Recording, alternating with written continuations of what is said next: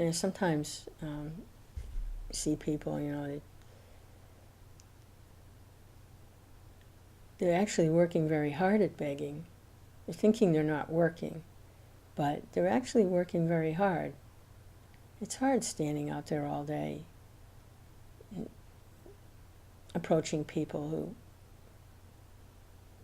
have disdain for you and a lot of negativity. So they are doing some work.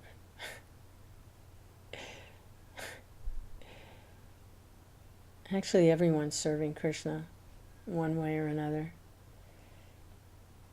but very indirectly in the material world. The service is very indirect because it's without consciousness, and it doesn't bring happiness for the living entity. But actually everyone does work. Everyone does serve. It's unavoidable.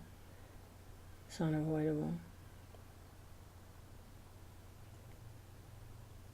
Sometimes seeing those people begging, you see them on street corners and at intersections. They're serving as a reminder. Serving as a reminder. They're actually reminding everyone of the difficulties of material life. They are doing a service like that.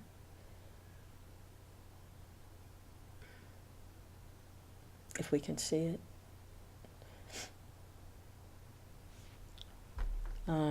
Text 13. Due to monetary transactions, relationships become very strained and end in enmity. Sometimes the husband and wife walk on the path of material progress. To maintain their relationship, they work very hard. Sometimes due to scarcity of money or due to disease conditions, they're embarrassed and almost die.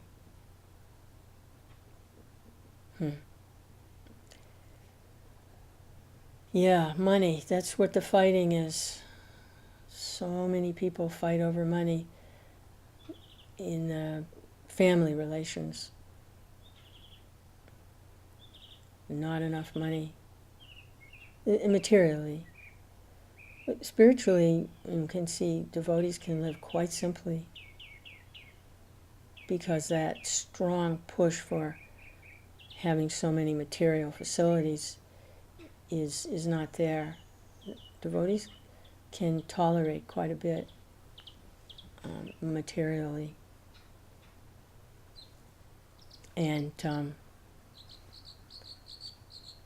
a lot of times Krishna purposefully withholds a lot of material resources from the devotees so that they will depend on him more and not be distracted by trying to accumulate too much.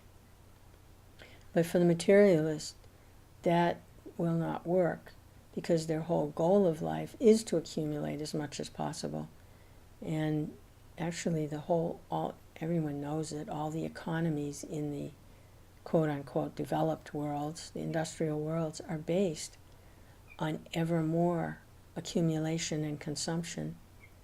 And even the products that are manufactured, it's well known, they have something called planned obsolescence built in so that they are no longer usable and they no longer work. After a certain amount of time, they lose their ability to work.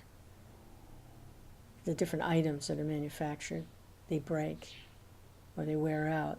And they're manufactured purposefully like that so that production can continue and a newer model, more improved, can come out like this. So people are always accumulating more and more because that's part of the enjoyment. If I can get more is really... And those that are successful, it's not just more, it's the most. So how much can I accumulate for sense gratification? Would they have that saying, he who has the most toys in the end wins, when he dies wins? So that's the name of the game. So when that's not happening, progress on that path of accumulating more and more isn't happening, bigger, better, more, then the relations become strained. We're not meeting our goals, our material goals. We have no spiritual goals. So the only goals we have are material goals. More sense enjoyment, more gadgets, more toys, more possessions, more.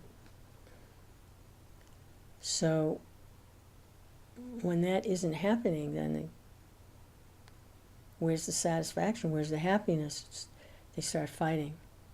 Enmity. It's this one's fault. It's that one's fault. It's not enough. And sometimes they separate just because of the money situation.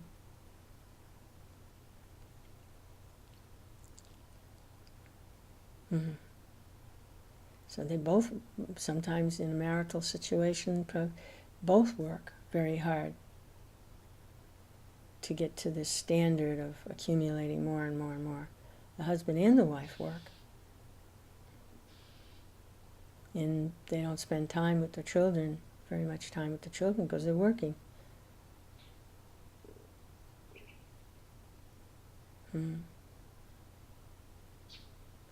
So sometimes, due to scarcity of money or disease, they're embarrassed and almost die. Yeah, because accumulating more and more and more is part of the social relations also. Because it expands out. First is the body, more for my body, and then my expanded body, my friends, society, community, country, and then that I have some, I'm recognized there, and I'm appreciated and honored there for my achievements and my accomplishments and my possessions, my beauty, my health, my wealth, my opulences, because I'm as good as Krishna. And when this doesn't happen, it says they're embarrassed, mortified, horrified. It's sometimes people have a lot of money and then they lose it. Something happens in the marketplace and they lose everything. This is well known. They'll actually kill themselves. They do kill themselves. And diseased conditions. That's very, very fearful for the conditioned soul, that they might find themselves in a diseased condition.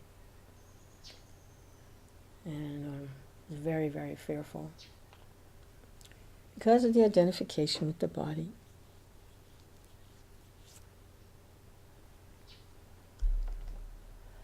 All these things come from that. Prabhupada's commentary. In this material world, there are many transactions between peoples and societies, as well as between nations, but gradually these end in enmity between the two parties. Similarly, in the marriage relationship, monetary transactions are sometimes overpowered by dangerous conditions of material life. One then becomes diseased or monetarily embarrassed. In the modern age, most countries have developed economically, but due to business exchanges, relationships seem to be strained. Finally, wars are declared between nations, and as a result of these upheavals, there is destruction all over the world, and people suffer heavily. Yeah. Don't we see that? Don't we see that at the present moment? We're on the precipice of an outbreak of a huge war involving many nations. And it's over this economic situation, which means fighting over resources, which means materially conscious, simply material consciousness.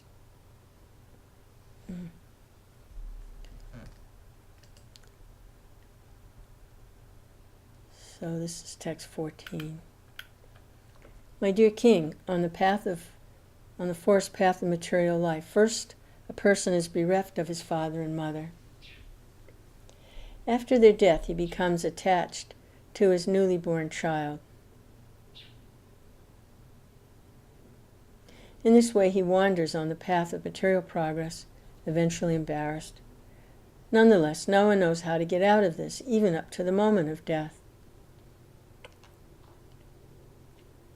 Yeah.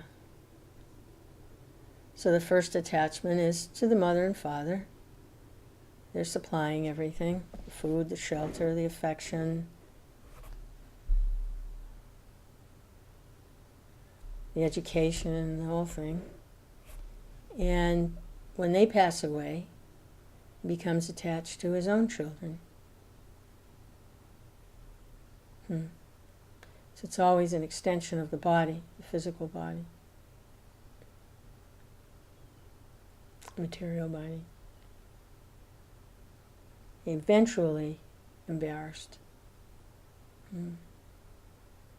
No one knows how to get out of this, even to the moment of death. Yeah, because it's the nature of the soul to be attached in personal relationship. And without developing a personal relationship with the personality of Godhead, who never appears alone, he's always with his associates and expansions and pure devotees. He always manifests like that.